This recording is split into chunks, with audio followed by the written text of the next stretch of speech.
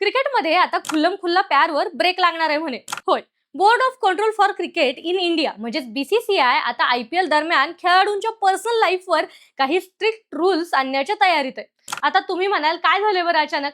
तर झालंय असं की मागच्या काही आयपीएल सीझन्स मध्ये एक ट्रेंड दिसायला लागलाय. इंडियन्स आणि फॉरेनर प्लेयर्स त्यांच्या गर्लफ्रेंड किंवा पार्टनर सोबत ट्रॅव्हल करताना स्टेडियम मध्ये दिसतात आणि त्याचबरोबर हॉटेलमध्ये एकत्र राहताना दिसतात. आता हे सगळं खूप जास्त ओपनली दिसायला लागले.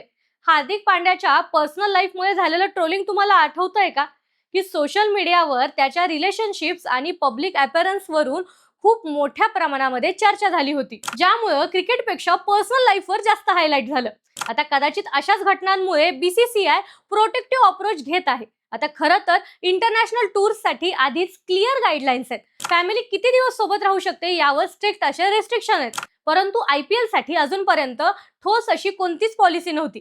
त्यामुळे आता बीसीसीआयचा फोकस हा डिसिप्लिन मेंटेन करायचं, फोकस हा गेम परफॉर्मन्सवर ठेवायचा आणि अननेसेसरी डिस्ट्रॅक्शन्स टाळायचे. म्हणजे मुद्दा फक्त गर्लफ्रेंड कल्चरचा नाहीये, तर क्रिकेटचं फोकस शिफ्ट होण्याचा आहे. पण आता क्वेश्चन असा आहे की हे जे सगळे रूल्स आहेत हे जर खूप जास्त स्ट्रिक्ट झाले तर प्लेयर्सवर याचं प्रेशर येईल का, की डिसिप्लिनसाठी हे खरंच गरजेचं आहे?